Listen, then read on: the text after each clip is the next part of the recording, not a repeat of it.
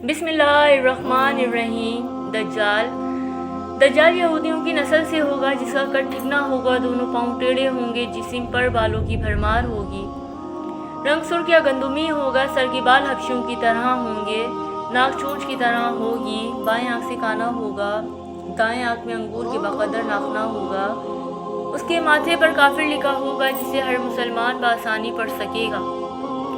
اس کی آنکھ سوئی ہوگی مگر دل جاگتا رہے گا، شروع میں وہ ایمان و اصلاح کا دعویٰ لے کر اٹھے گا، لیکن جیسے ہی تھوڑے بہت متبعین میسر ہوں گے وہ نبوت اور پھر خدائی کا دعویٰ کرے گا، اس کی سواری بھی اتنی بڑی ہوگی کہ اس کے دونوں کانوں کا درمیانی فاصلہ ہی 40 گز کا ہوگا، ایک قدم تحت نگاہ مسافت کو طے کر لے گا، دجال پکا جھوٹا اور اعلیٰ درجے کا شبہ باز ہوگا، اس کے پاس گلوں کے ڈھیر اور پانی کی نہریں ہوں گی، زمین میں مدفون تمام خزانے باہر نکل کر شہد کی مکھیوں کی مانند اس کے ساتھ ہو لیں گے، جو قبیلہ اس کی خدائی پر ایمان لائے گا دجال اس پر بارش برسائے گا جس کی وجہ سے کھانے پینے کی چیزیں ابل پڑیں گی، درختوں پر پھل آ جائیں گے، کچھ لوگوں سے آ کر کہے گا کہ اگر میں تمہارے ماں باپوں کو زندہ کر دوں تو تم کیا میری خدائی کا اقرار کرو گے؟ لوگ اس بات میں جواب دیں گے اب دجال کی شیطان ان لوگوں کے ماں باپوں کی شکل لے کر نمودار ہوں گے، نتیجتاً بہت سے افراد ایمان سے ہاتھ دھو بیٹھیں گے،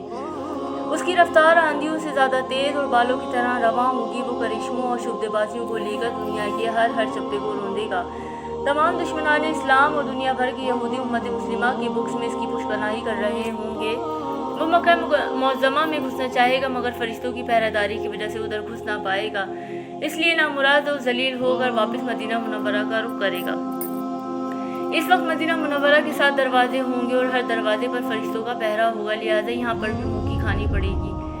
انہی دنوں مدینہ منورہ میں 3 مرتبہ زلزلہ آئے گا جس سے گھبرا کر بہت سارے بے دین شہر سے نکل کر بھاگ نکلیں گے، باہر نکلتے ہی دجال انہیں لقمہ تر کی طرح نگل لے گا، آخر ایک بزرگ اس سے بحث و مناظرہ کے لیے نکلیں گے اور خاص اس کے لشکر میں پہنچ کر اس کی بات دریافت کریں گے، لوگوں کو اس کی باتیں شوق گزریں گے لہٰذا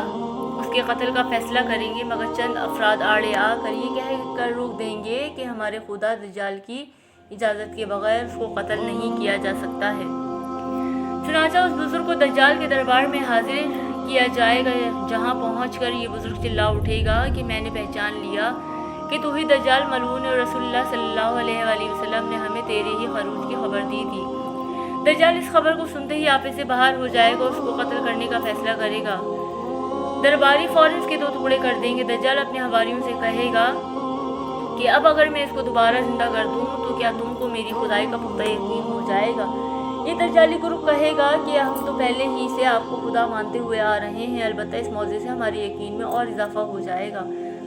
دجال اس بزرگ کے دونوں ٹکڑوں کو اکٹھا کر کے زندہ کرنے کی کوشش کرے گا،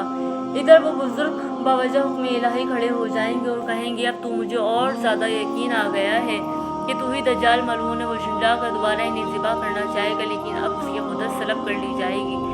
دجال شرمندہ ہوگا، انہیں اپنی جہنم میں جھونک دے گا لیکن یہ آگ ان کے لیے ٹھنڈی اور گلزار بن جائے گی، اس کے بعد وہ شام کا رخ کرے گا لیکن دمشق پہنچنے سے پہلے ہی حضرت مہدی علیہ السلام وہاں آ چکے ہوں گے،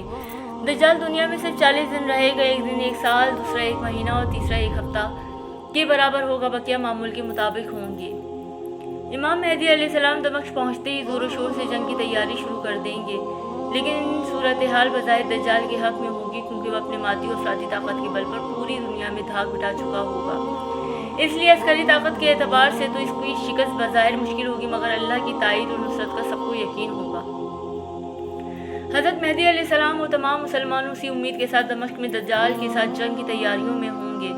تمام مسلمان نمازیوں کی ادائیگی دمشق کی قدیم شہرۂ آفاق مسجد میں جامع عمومی میں ادا کرتے ہوں گے، ملی شرازہ لشکر کی ترکیب اور یہودیوں کے خلاف صف بندی کو منظم کرنے کے ساتھ ساتھ مہدی علیہ السلام دمشق میں اس کو اپنی فوجی سرگرمیوں کا مرکز بنائیں گے اور اس وقت یہی مقام ان کا ہیڈ کوارٹر ہوگا، امام مہدی علیہ السلام ایک دن نماز پڑھانے کے لیے مصلی کی طرف بڑھیں گے تو اسی وقت حضرت عیسیٰ علیہ السلام کا نزول ہوگا، نماز سے فارغ ہو کر لوگ دجال کے مقابلے کے لیے نکلیں گے، دجال حضرت عیسیٰ علیہ السلام کو دیکھ کر ایسا گھلنے لگے گا جیسے نمک پانی میں گھل جاتا ہے، پھر حضرت عیسیٰ علیہ السلام آگے بڑھ کر اس کو قتل کر دیں گے اور حالت یہ ہوگی کہ شجر و حجر آواز لگائیں گے اے روح اللہ میرے پیچھے یہودی چھپا ہے، چنانچہ وہ دجال کی چیلوں میں سے کسی کو بھی نہ چھوڑیں گے، پھر وہ سلیب کو توڑیں گے یعنی سلیب پرستی کو ختم کریں گے، خنزیر کو قتل کر کے جنگ کا خاتمہ کریں گے، اس کے بعد مال و دولت کی ایسی فراوانی ہوگی کہ اس جسے کوئی قبول نہ کرے گا، اور لوگ ایسے دیندار ہو جائیں گے کہ ان کے نزدیک ایک سجدہ دنیا مافیہ سے بہتر ہوگا۔